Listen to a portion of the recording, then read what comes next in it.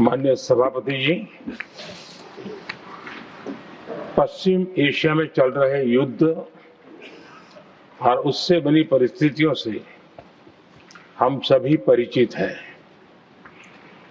मैं आज संसद के उच्च सदन के सामने और देशवासियों के सामने इन विकट परिस्थितियों पर सरकार का पक्ष साझा करने के लिए उपस्थित हुआ हूं।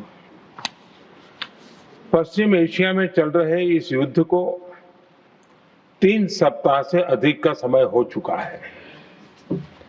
इस युद्ध ने पूरे विश्व में गंभीर ऊर्जा संकट पैदा कर दिया है।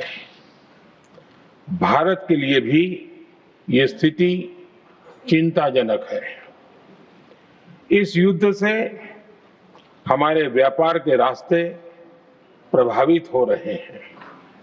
इससे पेट्रोल, डीजल, गैस और फर्टिलाइजर जैसे जरूरी सामान की रूटीन सप्लाई प्रभावित हो रही है।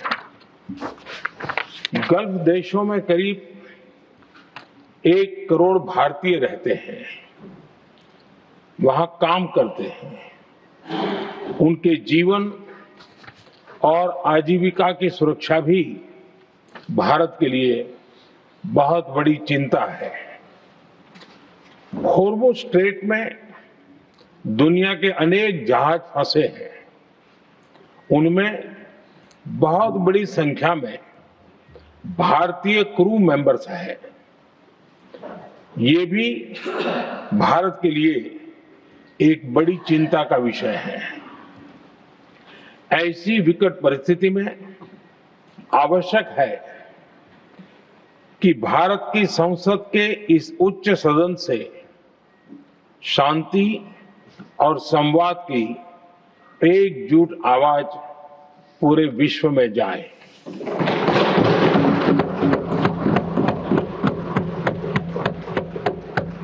सभापति जी, युद्ध की शुरुआत के बाद से मैंने पश्चिम एशिया के ज्यादातर देशों के राष्ट्राध्यक्षों के साथ 2 राउंड फोन पर बात की है। हम गल्फ के सभी देशों के साथ लगातार संपर्क में हैं। हम ईरान, इजराइल और अमेरिका के साथ भी संपर्क में हैं। हमारा लक्ष्य डायलॉग और डिप्लोमेसी के माध्यम से क्षेत्र में शांति की बहाली का है। हमने डी एस्केलेशन और हॉर्मुज़ स्ट्रेट खोले जाने पर भी उनसे बात की है। कमर्शियल जहाजों पर हमला और हॉर्मुज़ स्ट्रेट जैसे अंतर्राष्ट्रीय जलमार्ग में रुकावट अस्वीकार्य है। भारत ने नागरिकों पर, सिविल इंफ्रास्ट्रक्चर पर, एनर्जी और ट्रांसपोर्ट से जुड़े इंफ्रास्ट्रक्चर पर हमलों का विरोध किया है। भारत डिप्लोमेसी के जरिए युद्ध के इस माहौल में भी भारतीय जहाजों के सुरक्षित आवागमन के लिए सतत प्रयास कर रहा है। भारत ने इस समस्या के समाधान के लिए संवाद का ही रास्ता सुझाया है। इस युद्ध में किसी के भी जीवन पर संकट मानवता के हित में नहीं है। इसलिए भारत का सतत प्रयास सभी पक्षों को जल्द से जल्द शांतिपूर्ण समाधान के लिए प्रोत्साहित करने का है। सभापति जी, संकट की स्थिति में देश विदेश में भारतीयों की सुरक्षा हमारी बहुत बड़ी प्राथमिकता है। युद्ध शुरू होने के बाद से लेकर अब तक 3,75,000 से अधिक भारतीय सुरक्षित भारत लौट चुके हैं।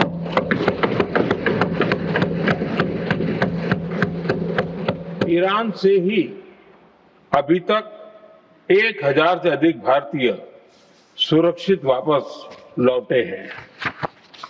इनमें 700 से अधिक मेडिकल की पढ़ाई करने वाले युवा हैं।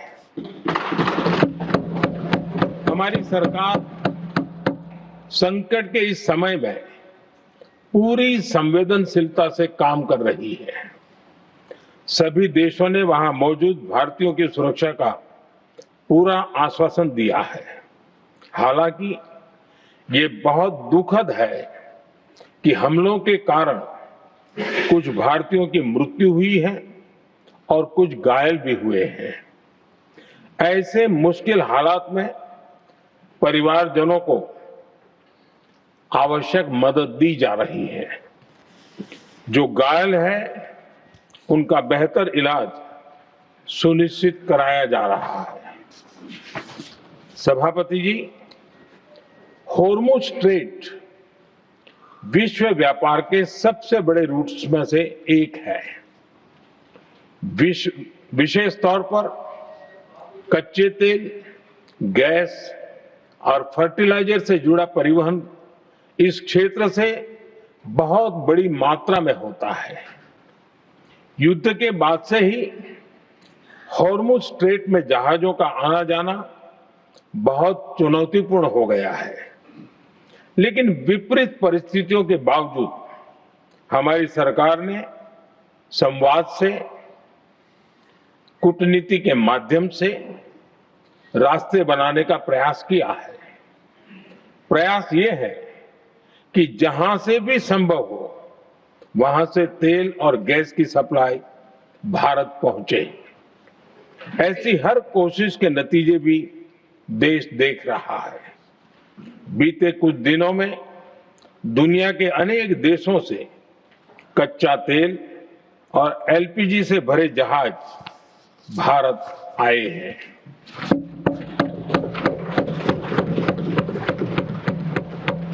इस दिशा में हमारे प्रयास आने वाले दिनों में भी जारी रहेंगे। सभापति जी, भारत का प्रयास है कि तेल हो, गैस हो, फर्टिलाइजर हो, ऐसे हर जरूरी सामान से जुड़े जहाज भारत तक सुरक्षित पहुंचे।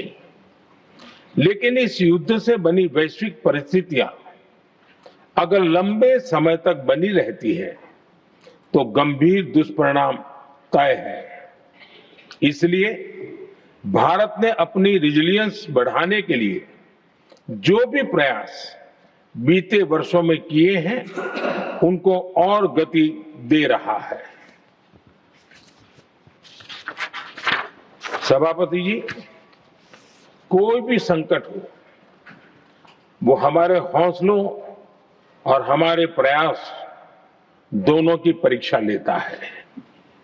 देश ऐसे संकटों का बेहतर तरीके से सामना कर सके, इसके लिए बीते 11 वर्षों में निरंतर निर्णय लिए गए हैं।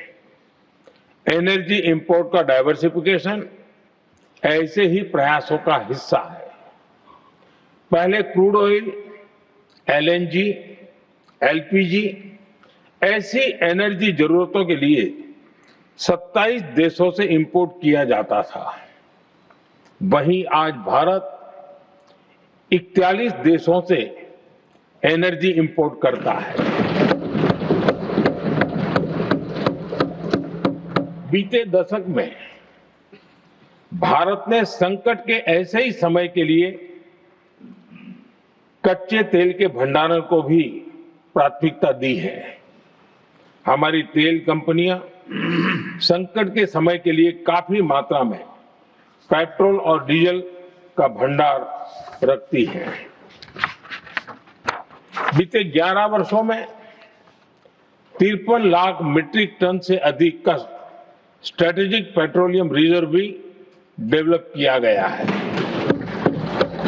और 65 लाख मीट्रिक टन से अधिक के रिजर्व की व्यवस्था पर देश काम कर रहा है। साथ ही बीते दशक में भारत की रिफाइनिंग कैपेसिटी भी अच्छी खासी बढ़ाई गई है।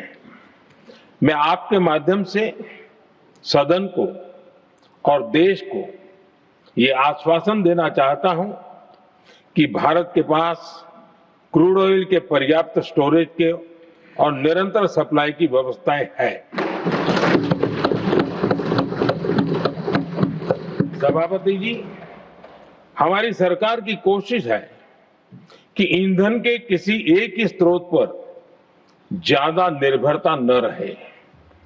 सरकार घरेलू गैस सप्लाई में एलपीजी के अलावा पीएनजी पर भी बल दे रही है।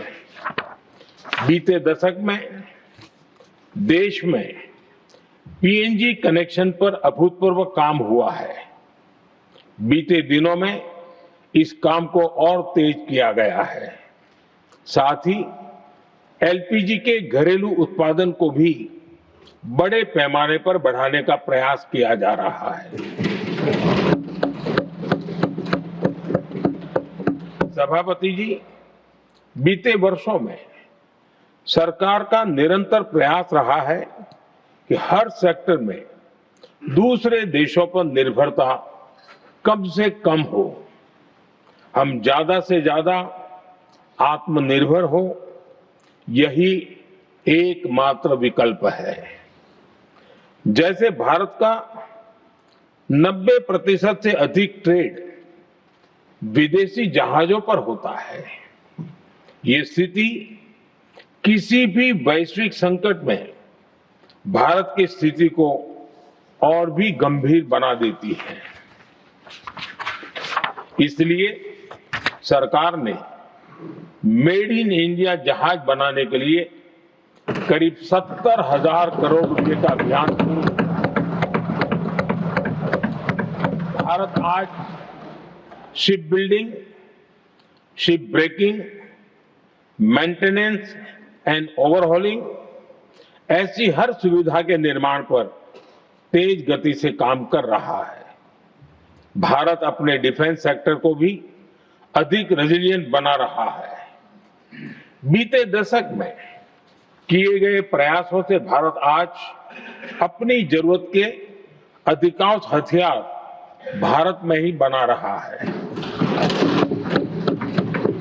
एक समय था जब भारत अपने जीवन रक्षक दवाओं के कच्चे माल यानी एपीआई के लिए भी दूसरे देशों पर बहुत अधिक निर्भर था। बीते वर्षों में देश ने भारत में ही एपीआई इकोसिस्टम बनाने के लिए अनेक प्रयास किए हैं। इसी प्रकार रेयर अर्थ मिनरल्स में विदेशी निर्भरता को कम करने के लिए भी बड़े कदम उठाए जा रहे हैं।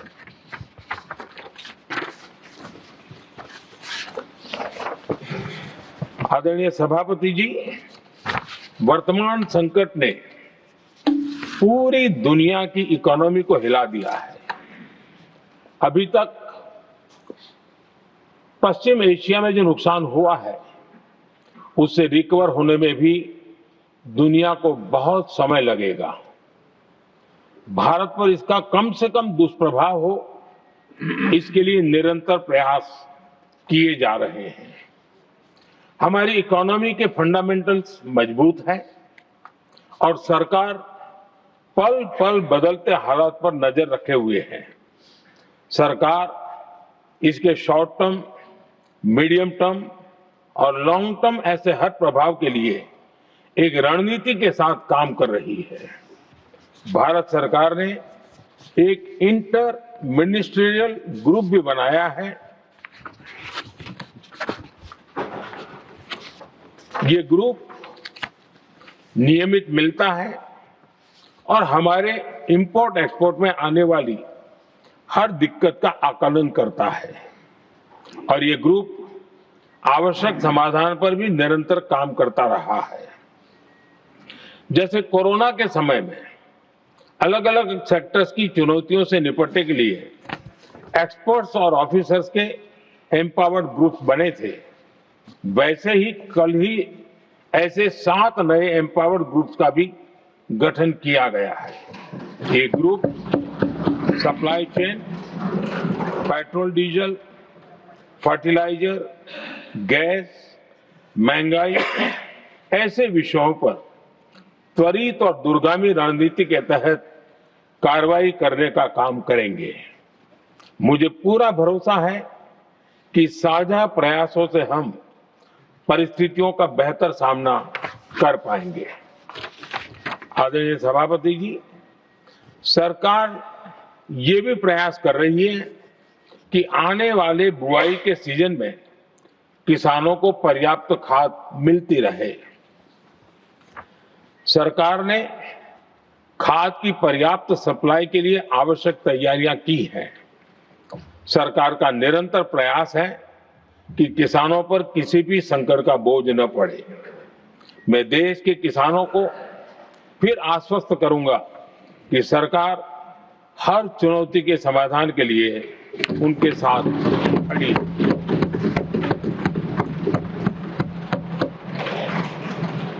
आदरणीय सभापति जी, ये राज्यों का सदन है।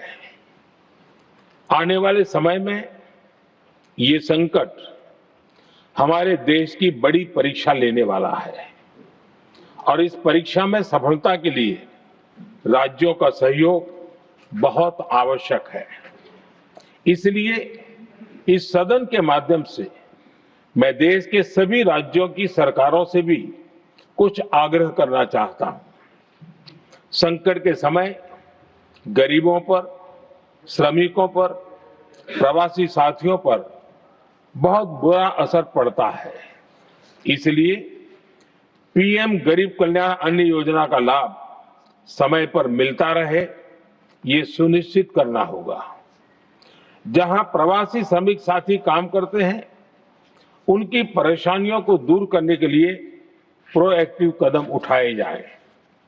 ऐसी स्थितियों पर नजर रखने के लिए राज्य सरकारें विशेष व्यवस्थाएं करें तो इससे काफी सुविधा होगी। राज्य सरकारों को एक और चुनौती पर भी बहुत अधिक ध्यान देना होगा। ऐसे समय में कालाबाजारी करने वाले, जमाखोरी करने वाले बहुत एक्टिव हो जाते हैं। जहां से भी ऐसी शिकायतें आती हैं, वहां त्वरित कार्रवाई होनी चाहिए। जरूरी चीजों की सप्लाई निर्बाध चलती रहे, ये सुनिश्चित करना हर राज्य की प्राथमिकता होनी चाहिए। आदरणीय सभापति जी, मैं सभी राज्य सरकारों से एक अनुरोध और करना चाहता हूं। संकट चाहे कितना भी बड़ा हो, भारत की तेज ग्रोथ बनाए रखना हम सभी का दायित्व है। हमें इसके लिए हर जरूरी कदम, हर जरूरी रिफॉर्म्स तेजी से करते रहने होंगे। ये राज्य सरकारों के पास बहुत बड़ा अवसर भी है। ये टीम इंडिया की भी बहुत बड़ी परीक्षा है। कोरोना के महासंकट में केंद्र और राज्यों ने टीम इंडिया बनकर कोविड मैनेजमेंट का एक बेहतरीन मॉडल सामने रखा था। अलग अलग पॉलिटिकल पार्टी की सरकारें होने के बावजूद टेस्टिंग, वैक्सीनेशन से लेकर जरूरी चीजों की आपूर्ति टीम इंडिया के प्रयासों से ही सुनिश्चित हो पाई थी। हमें उसी भावना के साथ आगे भी काम करना है। सभी राज्य सरकारों और केंद्र सरकार के प्रयासों से देश इस गंभीर वैश्विक संकट का प्रभावी रूप से सामना कर पाएगा। आदरणीय सभापति जी, ये संकट अलग प्रकार का है और इसके समाधान भी अलग प्रकार से ही तय किए जा रहे हैं। हमें धीरज के साथ, संयम के साथ, शांत मन से हर चुनौती का मुकाबला करना है। आदरणीय सभापति जी, जैसा कि हम देख रहे हैं कि इस युद्ध को लेकर पल पल में हालात बदल रहे हैं, इसलिए मैं देशवासियों से भी कहूंगा कि हमें हर चुनौती के लिए तैयार रहना ही होगा। इस युद्ध के दुष्प्रभाव लंबे समय तक रहने की प्रबल आशंका है, लेकिन मैं देशवासियों को भरोसा देता हूं, सरकार सतर्क है, तत्पर है और पूरी गंभीरता से रणनीति बना रही है, हर निर्णय ले रही है। देश की जनता का हित हमारे लिए सर्वोपरि है। यही हमारी पहचान है, यही हमारी ताकत है। इसी भावना के साथ मैं अपना वक्तव्य समाप्त करता हूं। बहुत बहुत धन्यवाद।